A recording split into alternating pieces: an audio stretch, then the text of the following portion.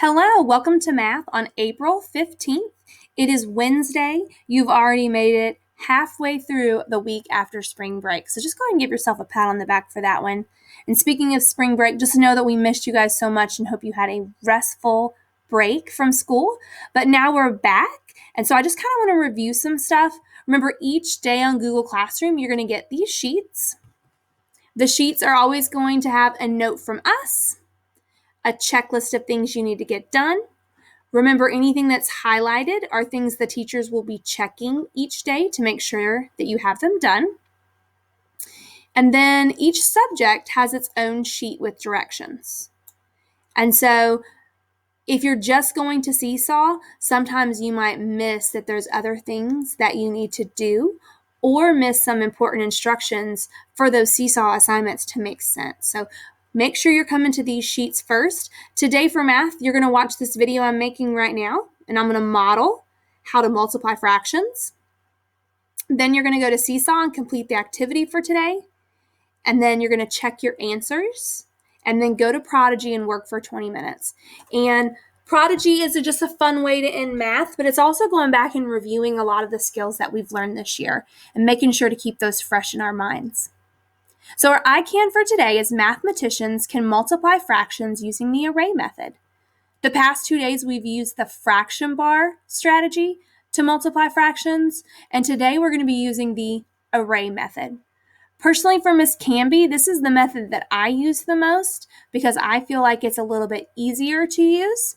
So I encourage you, if you're feeling pretty confident with fraction bars and you're thinking, I don't really want to learn a new strategy today, try it. I think you're really going to like it. So let's kind of model this strategy with one of the problems on Seesaw. So when you go in, you're going to have, like I said, page number 1. Let's read our problem and kind of break it down. And I'm going to get a little highlighter here, some yellow. Let's highlight some important information while we read. So it says Alicia owns 3/4 of a section of land. So here is our section of land.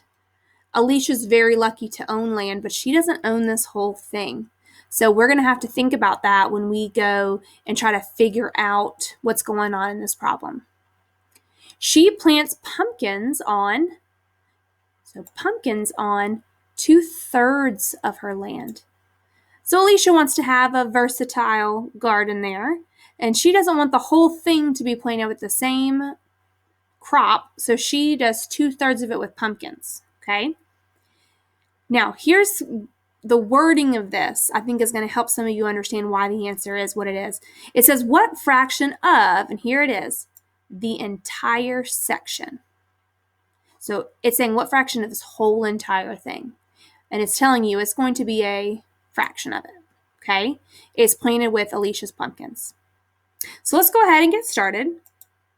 With these problems, you're always going to want to represent what the person owns first.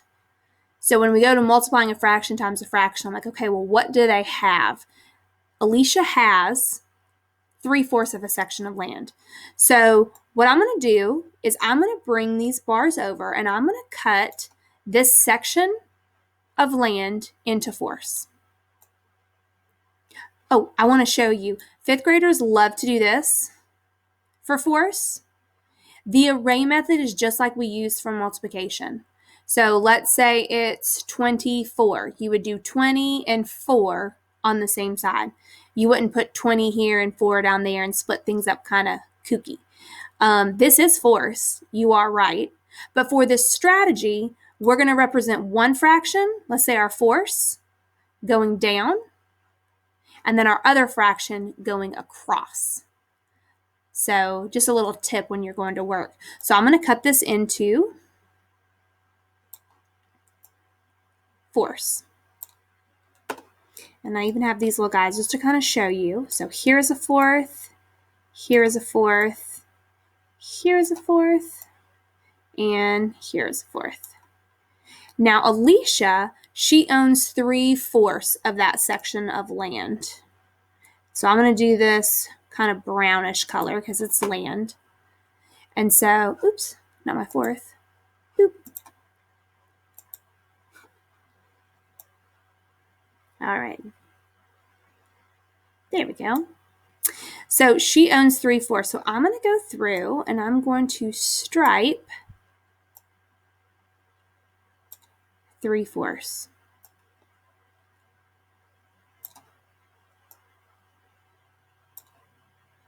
So if you notice, I don't do that last section because Alicia doesn't own that. So she can't go putting crops on that part right there. So I have now represented that Alicia, she owns 3/4 of this land. Now, looking at this land, she wants to plant pumpkins on 2/3 of it. So I'm going to take that land and I'm going to split it into, so there's 1/3. And here is my 2nd third and my 3rd third. So I'm going to turn this orange since they're pumpkins. I did it again, didn't I? Perfect. I get excited and I move my thing too quickly. Let's go up here to orange.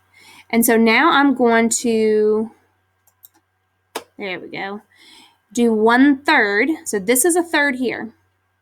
And so now I'm going to stripe it the opposite way all the way across. So there's 1/3.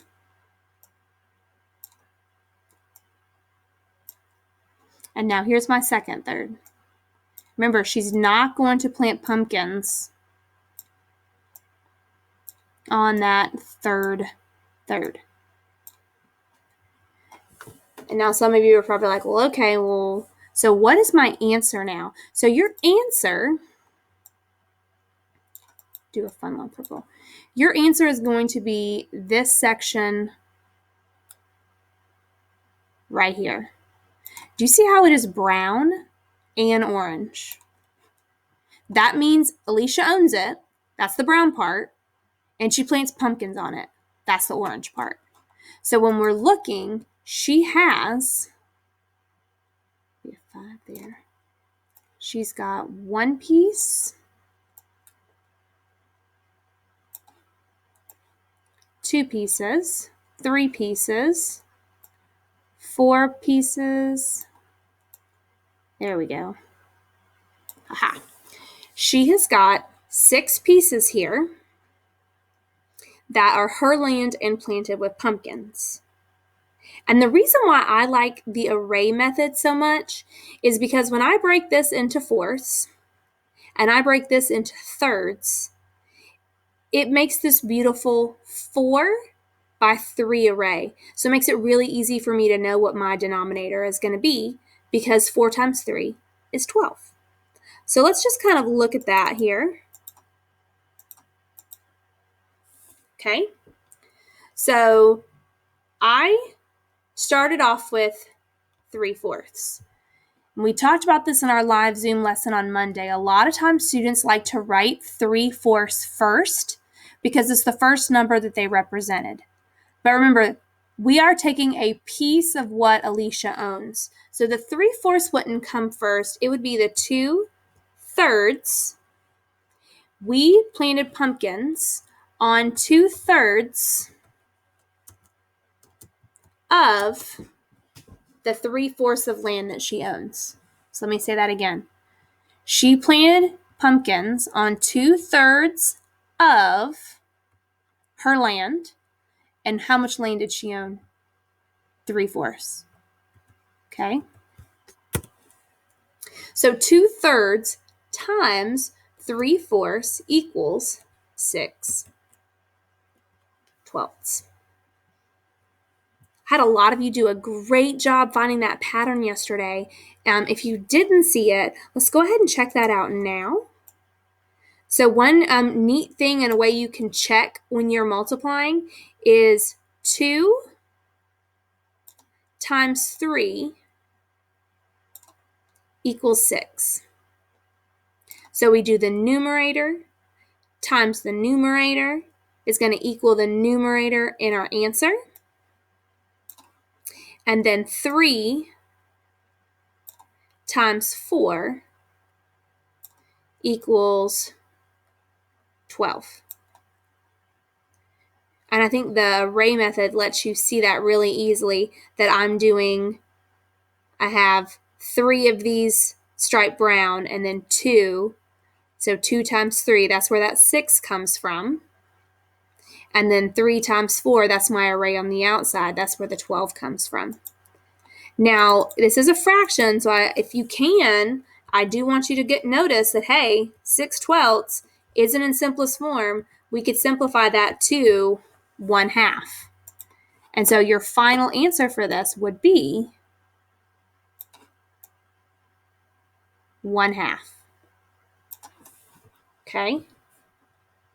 Now, I use these stripes, but you could definitely use shading like we did yesterday to kind of model that. So instead of those brown stripes, you could come in with some of these shapes and kind of fill in and do your stripes on top if you want to do that. The big thing is to remember that your numerator is going to be the thing that is either shaded and striped or striped twice. And that is why, do you notice I striped one way and then I striped another way? Because it creates these little checkered patterns. Do you see? Like here's little checkers. These are just lines, orange lines by themselves. These are just brown lines by themselves. But here you've got the brown and the orange and like a checker. And that's what helps you kind of see what your numerator is. Okay? So remember, we want to see these representations because at the end of the day, yes, the answer choices are right here. So if I go in here and I notice that you just type in all the answers, well, you could have just went to the answer sheet and just found all the answers and typed them in. I want to actually see your work. And when I look at your work, I can go, oh yeah, he totally gets that, or she is rocking that. Because through your representation, I can see if you're understanding. If you're just writing down equations, we're going to send this back to you and ask you to try again. Okay? So remember, go through all of the pages before you turn it in. But when you are done, you're going to click this green check up here, and then you've submitted your assignment. Remember too that when you go to your classroom, you have this with activities. If you notice now, this is what it should look like if you have no activities that you need to do. But if there is a red dot there, then you need to go back and you need to click on that activities, and then it'll show you over here what you still need to get done. So hopefully this was helpful with the array method today. I loved seeing how you guys put together those patterns yesterday and you figured out that rule for multiplying fractions. I'm going to go back in and add that as a slide on what we just did, so you'll have that to reference. Have a wonderful Wednesday, and I'll see you tomorrow.